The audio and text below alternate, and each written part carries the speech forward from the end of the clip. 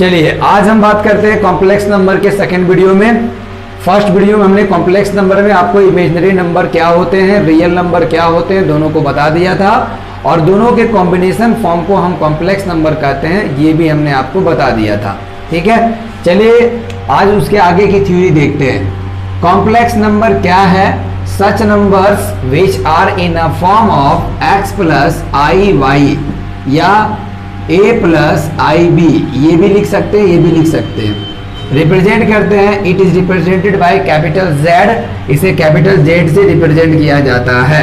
ठीक है, यानी कोई भी संख्याएं अगर इस रूप में आपको दिखाई देती हैं तो वो कॉम्प्लेक्स नंबर हो जाएंगी। और ये भी बताया गया था कि ये जो आपका पार्ट दिख रहा है ये रियल पार्ट है किसका? कॉम्प्लेक्स नंबर का, जो कि x है। और इमेजिनरी पार्ट अगर कॉम्प्लेक्स नंबर का देखा जाए तो ये y वाला जो पार्ट है, आई वाई लिखे या केवल y भी लिखे तो चलेगा, वो इमेजिनरी पार्ट हो गया। ठीक है, या आप आई वाई भी लिखेंगे तो चलेगा। तो ये हो गया आपका रियल पार्ट x हो गया और इमेजिनरी पार्ट आई वाई हो गया, दोनों को मिला दिए तो बन गया कॉम्प्लेक्स नंबर। या ये भी लिख सकते हैं here x and y belongs to real number. x और y की जगह पे आप कोई भी रियल नंबर रख सकते हैं और i की जगह पे क्या जानते हैं आप लोग? रूट अंडर माइनस 1, ये भी बता दिया गया था। ठीक है, तो x और y की जगह पे कोई भी रियल नंबर आप रख सकते हैं और साथ ही साथ जो i है उसका वैल्यू रूट अंडर माइनस 1 है, ऐसा बता दिया गया था। ठीक है, अब हम बात करते हैं इसके आगे की थ्योरी। तो इसमें एक वर्ड आप देखेंगे मिलेगा आपको, प्योरली रियल नंबर क्या होता है? प्योरली रियल नंबर क्या होता है? ठीक है, जब कभी भी किसी कॉम्प्लेक्स नंबर में आपका इमेजिनरी पार्ट, कॉम्प्लेक्स नंबर का imaginary part, if imaginary part is equal to 0, then complex number क्या हो जाएगा? जैसे ही इमेजिनरी 0 होगा तो कोई भी कॉम्प्लेक्स नंबर में सिर्फ क्या बचेगा? z इक्वल टू x, यानी केवल और केवल रियल पार्ट बचेगा। तो ऐसे संख्याओं को हम क्या बोलेंगे? प्योरली रियल नंबर कहेंगे। इसके बाद आता है इमेजिनरी नंबर क्या होता है, यानी purely imaginary, sorry purely imaginary complex number, complex number. ठीक है, प्योरली इमेजिनरी कॉम्प्लेक्स नंबर कब होगा? ये प्योरली रियल कॉम्प्लेक्स नंबर था। ठीक है, और ये प्योरली इमेजिनरी कॉम्प्लेक्स नंबर, तो क्या हो जाएगा? बस इसका उल्टा, यहाँ इमेजिनरी 0 था, यहाँ पर क्या हो जाएगा? Real part of complex number equal to क्या हो जाएगा? 0 हो जाएगा। तब उस वक्त आप लिखेंगे z, x की वैल्यू हटा देंगे और सिर्फ आई वाई लिखेंगे। ठीक है, यानी केवल इमेजिनरी पार्ट बच जाएगा। उस समय आप बताएंगे कि ये प्योरली क्या है? इमेजिनरी कॉम्प्लेक्स नंबर है। तो ये कुछ आइडेंटिफिकेशन, पहचान, वो आपको ध्यान में रखना है। अब अगला कंसेप्ट है इक्वलिटी ऑफ कॉम्प्लेक्स नंबर क्या होता है। देखिए थ्योरी में बता रहा हूं, उसके बाद मैं क्वेश्चंस भी कराऊंगा। ठीक है, तो पहले बात करता हूं कंजुगेट ऑफ कॉम्प्लेक्स नंबर क्या, सॉरी हाँ पहले बात करते equality, equality of complex number, equality of complex number. Complex number की इक्वलिटी क्या होती है? देखिए if z1 equal to x1 plus i1, z2 x2 plus i2, अगर दो आपको दिया गया है कॉम्प्लेक्स नंबर फॉर इक्वल, अगर इक्वल करना है, यानी इक्वल दोनों को अगर इक्वल करना है, z1 इक्वल टू z2 करना है, तो देन तब ये तभी हो सकता है, z1 इंटू z2 तभी हो सकता है जब रियल पार्ट z1 का और रियल पार्ट z2 का दोनों आपस में बराबर। इसका मतलब ये हुआ कि इसका रियल पार्ट x1 और इसका रियल पार्ट x2 दोनों आपस में इक्वल हो गया, तो बोलेंगे ये इक्वल है। साथ ही साथ इसके साथ ही साथ ये भी इमेजिनरी पार्ट z1 का और इमेजिनरी पार्ट z2 का ये भी बराबर होना चाहिए, यानी कि y1 और y2 भी आपस में बराबर होना चाहिए। अगर ऐसा कंडीशन आपको दिखाई देता है तब आप कह सकते हैं, देन तब आप इसलिए तब कह सकते हैं आप कि z1 बराबर क्या है? z2, तब ये हो जाएगा। ठीक है, नहीं तो फिर ये नहीं हो सकता, यानी रियल पार्ट रियल के बराबर हो जाए, इमेजिनरी पार्ट इमेजिनरी के बराबर हो जाए, तब आप कह सकते हैं कि दो कॉम्प्लेक्स नंबर आपस में इक्वल है, यानी इक्वलिटी ऑफ कॉम्प्लेक्स नंबर इसे ही कहा जाता है। अब इक्वलिटी ऑफ कॉम्प्लेक्स नंबर से क्वेश्चंस कैसे पूछे जाते हैं, क्योंकि आगे आपको बहुत सारा क्वेश्चन मिलेगा जहाँ इक्वलिटी ऑफ कॉम्प्लेक्स नंबर का कंसेप्ट आएगा, तो वैसे क्वेश्चंस एक आध हम छोटे क्वेश्चंस आपको दिखा देते हैं। ठीक है, तो देखिए ये आप लोग नोट डाउन कर लीजिएगा।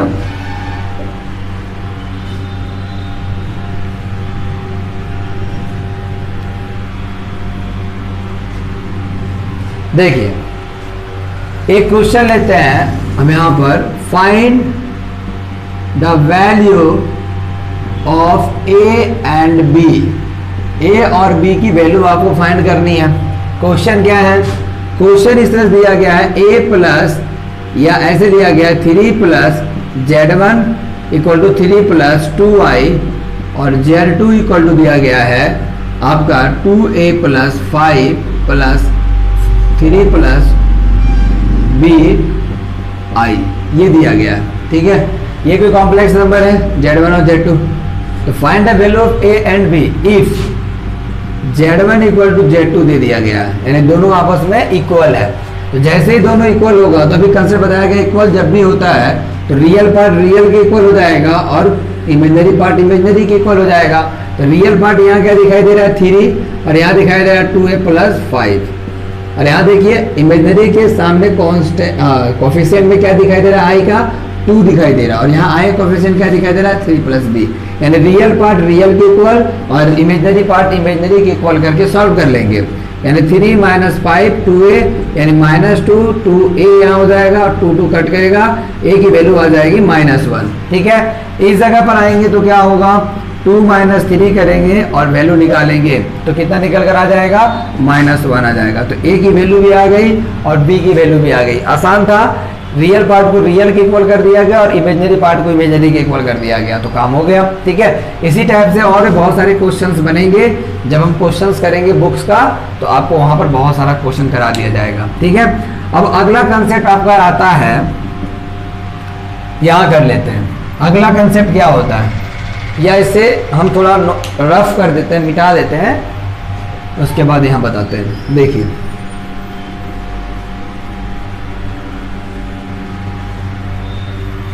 अब हम बात करते हैं एल्जेब्रिक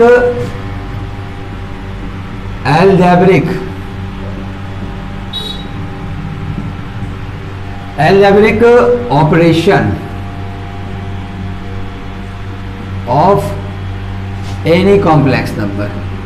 किसी भी कॉम्प्लेक्स नंबर का हम एल्जेब्रिक ऑपरेशन देखेंगे। एल्जेब्रिक ऑपरेशन क्या होता है, दो कॉम्प्लेक्स नंबर को आपस में ऐड करना, दो कॉम्प्लेक्स नंबर को आपस में घटाना, दो कॉम्प्लेक्स नंबर को आपस में मल्टीप्लाई करना, दो कॉम्प्लेक्स नंबर का आपस में डिवीजन करना, यानी चारों चीजों को देखते हैं कैसे होता है। बिल्कुल साधारण थ्योरी है, जैसे आप लोअर क्लास में पढ़ते आए हैं, सेम यहाँ पर भी वही लॉजिक लगेगा। ठीक है, लिखते हैं if Z1 x1 plus i1 करके पहला कॉम्प्लेक्स नंबर है और and Z2 x2 plus i2 दूसरा कॉम्प्लेक्स नंबर। अब आपसे पूछा गया, पहला आपसे बोला गया कि आप Z1 प्लस Z2 निकालिए, एडिशन पूछा गया आपसे कि Z1 प्लस Z2 निकालिए। तो कैसे निकालेंगे, तो आपको पता है रियल पार्ट को रियल में ऐड कर लेना, x1 प्लस x2, और इमेजिनरी पार्ट को इमेजिनरी में, तो दोनों में देखो i है इसलिए i कॉमन ले लेना और y1 प्लस y2 को ऐड कर लेना। तो ये निकल कर आ जाएगा आपका क्या, किसी भी कॉम्प्लेक्स नंबर का सब्ट्रैक्शन। जैसे दिखाते एक एग्जांपल पे 2 प्लस 3i दिया हुआ है और यहाँ Z2 दिया है 3 प्लस 5i, तो आपसे बोला गया कि Z1 प्लस Z2 निकालिए, तो आप रियल को रियल से ऐड कर लेना 2 प्लस 3, और यहाँ i दिखा के 3 को 5 से ऐड कर लेना, तो आ जाएगा 5 5 3 8 यानी i, यानी Z1 प्लस Z2 की वैल्यू ये निकल कर आ गई, कितना आया 5 प्लस 8i। तो ये आपका हो जाएगा आंसर। आगे हम देखेंगे अगला कंसेप्ट, इसका अलजेब्रिकल ऑपरेशन क्या इसका होगा, Z1 माइनस Z2 की वैल्यू अगर निकालनी है तो कैसे निकाला जाएगा, तो यही क्वेश्चन मान लेते हैं, तो रियल को रियल में से घटा लो बस, प्लस i और y1 में से y2 घटा लो, हो गया काम। ठीक है, ये बना लेंगे। इसी टाइप से कोई क्वेश्चन अगर ले लेते हैं, Z1 इक्वल टू ले लेते हैं 3 प्लस 4i और Z2 ले लेते हैं 2 प्लस 3i। अब हमें Z1 माइनस Z2 निकालना है, तो रियल को रियल में से घटाएंगे, 3 में से 2 घटेगा, प्लस करेंगे i देंगे, फिर 4 में से 3 घटाएंगे यहाँ प्लस करेंगे, इसमें गलती मत करना। 3 में 2 जाएगा तो 1 प्लस 4 में 3 जाएगा तो आई है। 1 के साथ लिखना जरूरत नहीं है, सिर्फ लिख देंगे 1 प्लस आई। ये हो जाएगा Z1 माइनस Z2। तो आपने इसका एडिशन देख लिया, आपने इसका सब्ट्रैक्शन देख लिया, अब आप इसका प्रोडक्ट देखेंगे। ठीक है, तो प्रोडक्ट हम दिखाते हैं। चलिए देखिए, अब हम इसे रफ कर देते हैं। ठीक है,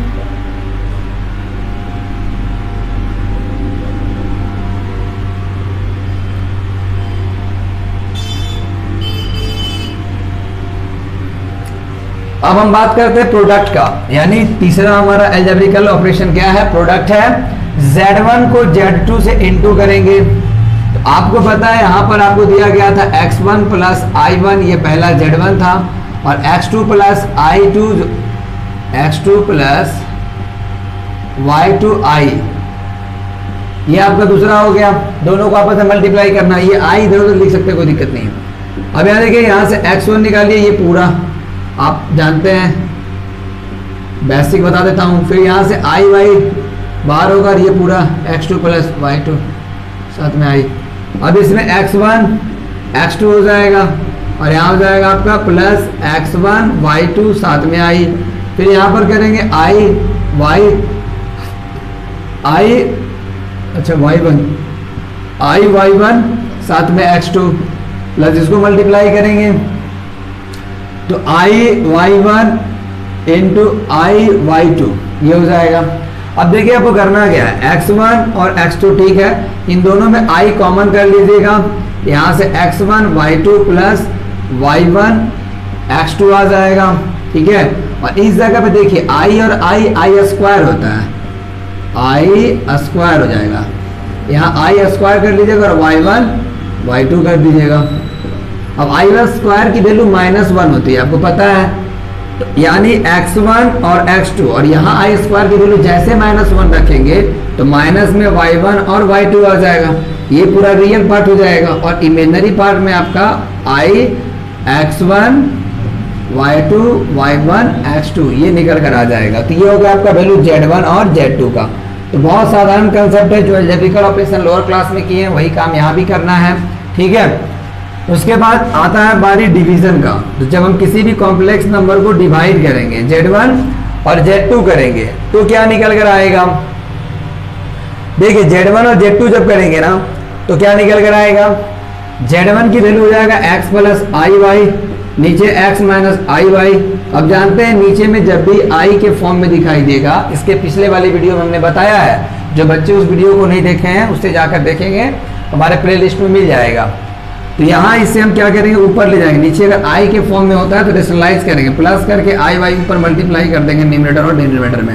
ऊपर में तो x प्लस आई वाई का होल स्क्वायर हो जाएगा। ठीक है, और नीचे में आप देखेंगे a माइनस बी और a प्लस बी। फॉर्मूला आपने पढ़ा है, a minus B a plus B. Formula क्या होता है, a square minus B square. तो आप भी वही करेंगे, x का स्क्वायर कर लेंगे और आई वाई का स्क्वायर कर लेंगे। तो यहाँ हो जाएगा x प्लस आई वाई का होल स्क्वायर, यहाँ एक्स स्क्वायर, यहाँ से आई स्क्वायर आएगा। आई स्क्वायर का वैल्यू क्या होता है, माइनस होता है, तो माइनस माइनस से यहाँ प्लस हो जाएगा, ये निकल जाएगा। ये आगे वैल्यू Z1 और Z2 की वैल्यू। ठीक है, तो इस प्रकार से हम लोग जो general concept previous year classes में पढ़े गए हैं वही सारे कंसेप्ट यहाँ बताए जा रहे हैं, कुछ भी नया नहीं है। बस ये एक नया इमेजिनरी नंबर आके इसमें ज्वाइन हो गया है, जिसके कारण ये कॉम्प्लेक्स हो गया। बाकी प्रोसेस पूरा का पूरा आपका वही है। ठीक है, तो ये मल्टीप्लीकेशन आपने सीखा और यहाँ पर आपने डिवीजन सीखा, कुछ भी नया नहीं है, पहले आप पढ़ चुके हैं, तो फिर इसे नोट डाउन कर लेंगे। चलिए अब बात करते हैं, अगला कंसेप्ट है हमारा। पहले कंसेप्ट सीख लेंगे पूरा बढ़िया से, फिर क्वेश्चन करेंगे। अगला कंसेप्ट है हमारा मॉडुलस, नहीं पहले कंजुगेट कर लेते हैं, conjugate of complex number. Conjugate क्या होता है कॉम्प्लेक्स नंबर का, देखिए लेट Z1 x या let Z equal to x plus I Y be a complex number. चलिए मान लीजिए ये कॉम्प्लेक्स नंबर आपको दिया गया है, आपको बोला गया इसका कंजुगेट निकालो। कंजुगेट का मतलब होता है Z के ऊपर बार कर देना।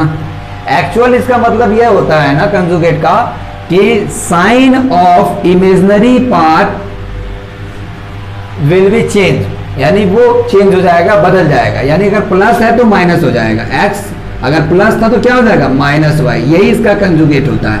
अगर z equal to minus X plus I Y दिया हुआ है तो आपको इसको नहीं चेंज करना है कंजुगेट में। कंजुगेट में जो रियल पार्ट है ठीक है, इमेजिनरी पार्ट अगर प्लस है तो क्या कर देना है माइनस करना, अगर माइनस है तो प्लस भी कर देना है, लेकिन रियल पार्ट के सिग्नेचर को मत चेंज कीजिएगा। एग्जाम्पल देखते हैं, सॉरी सिग्नेचर साइन को नहीं चेंज कीजिएगा।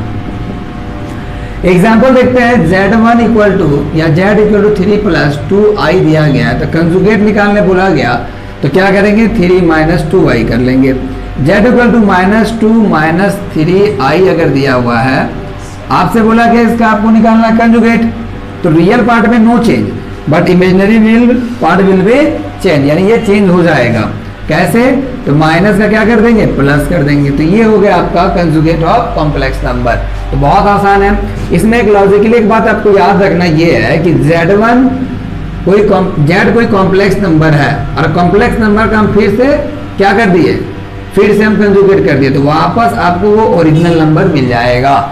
मतलब ये हुआ कि z equal to 3 plus 2i कहीं दिया है तो हम इसका निकालेंगे कंजुगेट, तो कंजुगेट हो जाएगा 3 माइनस 2i और बाद में हम इस कंजुगेट का फिर से कंजुगेट कर देंगे, मतलब 3 है तो ये माइनस से क्या हो जाएगा फिर प्लस हो जाएगा। और आप देखिए ये पुराना वाला आ गया, मतलब ये हुआ किसी भी कॉम्प्लेक्स नंबर के कंजुगेट का कंजुगेट करते हैं तो वापस से फिर से हमको वो कॉम्प्लेक्स नंबर क्या हो जाता है मिल जाता है। तो इस बात को याद रखिएगा।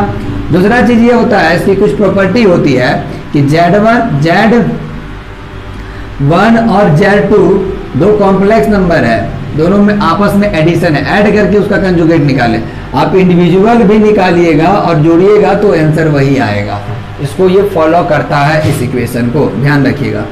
दूसरा, कोई भी कॉम्प्लेक्स नंबर अगर सब्ट्रैक्शन के फॉर्म है तो दोनों कॉम्प्लेक्स नंबर को आपस में सब्ट्रैक्ट करके कंजुगेट निकालना या दोनों को इंडिविजुअली कंजुगेट निकाल कर सब्ट्रैक्ट करना, आंसर हमेशा इक्वल आएगा। ठीक है, चलिए अब यहाँ ये देख लिए प्लस वाला, ये हो गया माइनस वाला। अब बात करते हैं अगर प्रोडक्ट में क्या होगा, तो Z1 और Z2 दोनों को अगर आपस में मल्टीप्लाई करके कंजुगेट निकालिए या दोनों को इंडिविजुअली कंजुगेट निकाल कर मल्टीप्लाई कीजिए, आपको रिजल्ट हमेशा इक्वल मिलेगा। Z1 बाई Z2 डिवाइड वाला कर लेते हैं, इसमें भी आप डिवाइड करने के बाद कंजुगेट निकालिए या कंजुगेट करके दोनों को इंडिविजुअली तब उसके बाद कंजुगेट निकालिए, आपको बराबर हमेशा मिलेगा। ठीक है, ये चारों प्रॉपर्टी याद रखिएगा। साथ ही साथ अगर किसी भी कॉम्प्लेक्स नंबर को उसके कंजुगेट से अगर मल्टीप्लाई कर दिए, इनटू कर दिए, तो रिजल्ट क्या मिलेगा ये भी सोचने वाली बात है। देखिए कोई भी कॉम्प्लेक्स नंबर x प्लस आई वाई के फॉर्म में, उसका conjugate x minus Y Y के फॉर्म में, और इन दोनों को इनटू करने का मतलब ये होता है, क्या होता है, x का square a plus B a minus B, तो x का स्क्वायर करना पड़ेगा। ठीक है, माइनस करेंगे आई वाई का स्क्वायर करना पड़ेगा, तो एक्स स्क्वायर यहाँ हो जाएगा आई स्क्वायर और यहाँ हो जाएगा वाई स्क्वायर। तो एक्स स्क्वायर प्लस क्या हो गया, आई स्क्वायर नेगेटिव होता है, -1 आता है, तो माइनस माइनस क्या हो जाएगा प्लस, तो X square plus Y square. तो आगे आप देखिएगा इसके अगला टॉपिक हम लेने ही वाले हैं कंजुगेट के बाद मॉडुलस। मॉडुलस में देखिएगा जेड, कोई भी जेड होता है उसके ऊपर ये मोड लगता है, इसका मॉडुलस ये होता है। ठीक है, लेकिन ये मॉडुलस का स्क्वायर आ जाएगा, आगे हम आपको बताएंगे इसी कंसेप्ट के बारे में। यानी इस चीज को आप ऐसे लिख सकते हैं, क्यों लिख सकते हैं जस्ट अभी आपको बताने वाले हैं।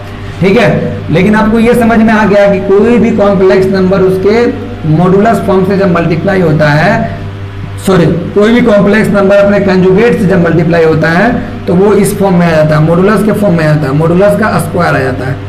ये याद रखिएगा, ये भी प्रॉपर्टी आपका बहुत काम करेगा। ठीक है, चलिए अब इस पे हम इस चीज को समझते हैं, ये क्या है, ये जो दो साइन लगा दिए ये होता है मॉडुलस ऑफ कॉम्प्लेक्स नंबर। तो मॉडुलस ऑफ कॉम्प्लेक्स नंबर क्या होता है अब उसे देखते हैं। ठीक है, चलिए देखते हैं मॉडुलस ऑफ कॉम्प्लेक्स नंबर। सारी थ्योरी अच्छे से कर लेंगे तब क्वेश्चन आपको समझ में अच्छे से आएगा। चैप्टर्स का आप जो बुक चाहें उस बुक से बनाइए, आर.एस. अग्रवाल या आप आर.डी. शर्मा बुक से बना सकते हैं या आपकी एनसीईआरटी टेक्स्ट बुक है उससे क्वेश्चन बनाइए, सारे क्वेश्चंस बन जाएंगे। ठीक है, हमारे कंसेप्ट को सीखिए और फिर क्वेश्चन बनाइए घर पे। चलिए देखते हैं अगला जो आपको ध्यान रखना है कि आपको हमने बताया कंजुगेट के बाद आप पढ़ेंगे modulus of complex number. Modulus of complex number क्या होता है, देखिए कोई भी complex number z equal to X plus I Y दिया है, अगर आपको कहा जाए कि इसका मॉडुलस निकालो, तो मॉडुलस का मतलब हो गया इस फॉर्म में कन्वर्ट करेंगे और यहाँ अंडर रूट रियल पार्ट का स्क्वायर करेंगे और यहाँ इमेजिनरी पार्ट का स्क्वायर करेंगे। मतलब इसको तुम ऐसे लिख सकते हो कि अंडर रूट जो रियल पार्ट था z का उसका हमने स्क्वायर कर दिया और इमेजिनरी पार्ट जो था z का उसका भी हमने क्या कर दिया, स्क्वायर कर दिया। ठीक है, ये चीजें हमने कर दी।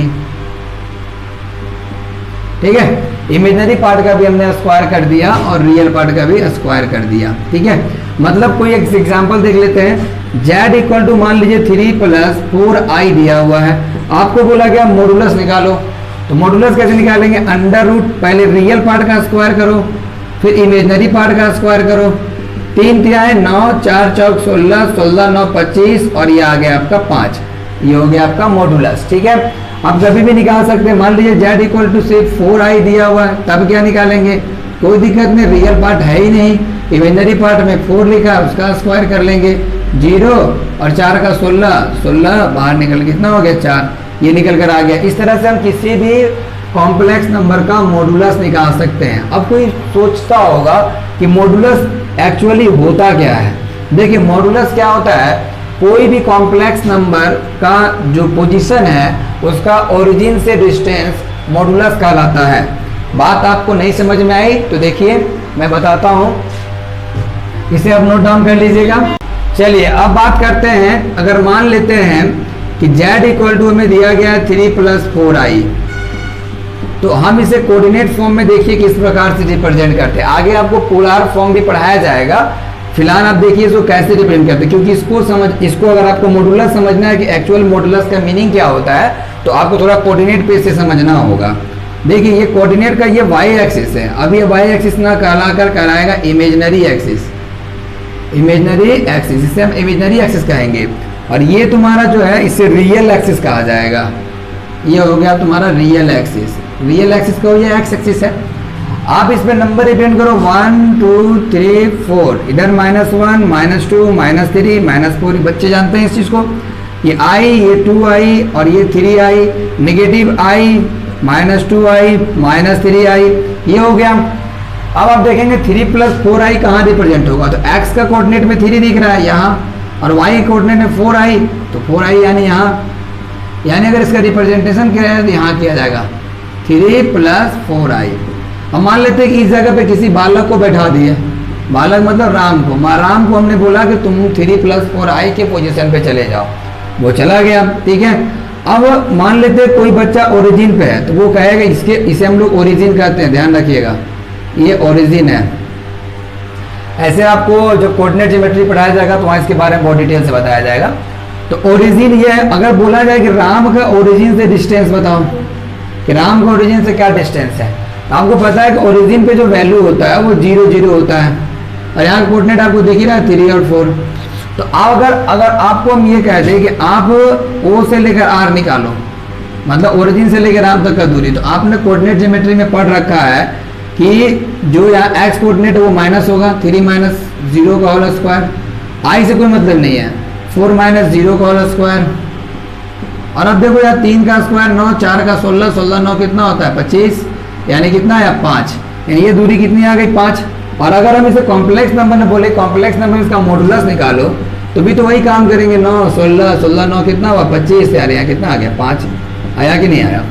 यानी कि ये जो चीजें आती है ये क्या है, ये किसी भी कॉम्प्लेक्स नंबर का ओरिजिन से डिस्टेंस है। तो मॉडुलस क्या हो गया, मॉडुलस के बारे में क्या बताएंगे, मॉडुलस क्या है, मॉडुलस हमें वह डिस्टेंस बताता है कि कोई भी कॉम्प्लेक्स नंबर ओरिजिन से कितनी दूरी पर है, यही काम है मॉडुलस का। ठीक है, तो देखिए यहाँ पर हम यही करते थे, यहाँ जो रूट देते थे हम 25 पे, इसी रूट को वापस ले आए हैं, इसलिए इस मोड पे क्या लगा दिए स्क्वायर, इसलिए यहाँ स्क्वायर लिखे हैं। ठीक है, इसको सॉल्व कर लेंगे तो 5 आ जाता है, नहीं सॉल्व करेंगे तो यहाँ तक में आप इसको इस तरीके से भी लिख सकते हैं। ठीक है, तो वही चीज़ हम यहाँ पर किए थे, इसको इस तरीके से हम क्या कर दिए थे, क्योंकि हमने यहाँ रूट दिया नहीं था, इसी कारण से हमने यहाँ पर स्क्वायर दिखाया था। तो आप ध्यान रखेंगे इस बात का कि मॉडुलस ऑफ कॉम्प्लेक्स नंबर क्या होता है। तो मॉडुलस ऑफ कॉम्प्लेक्स नंबर से हमें ये मालूम चलता है कि कोई भी कॉम्प्लेक्स नंबर ओरिजिन से कितनी दूरी पर है, चाहे अगर इधर हो तो इधर निकालना होगा, इधर हो तो इधर निकालना होगा। आगे हम पोलार फॉर्म पढ़ेंगे, वहां इसका बहुत अच्छा कंसेप्ट समझ में आपको आ जाएगा। ठीक है, तो ये हमारा अब यहाँ तक की थ्योरी हो गई। अब इसके आगे हम कुछ क्वेश्चंस करेंगे नेक्स्ट वीडियो में, और उसके बाद फिर हम अगला कंसेप्ट सीखेंगे। ठीक है, आज के लिए इतना ही।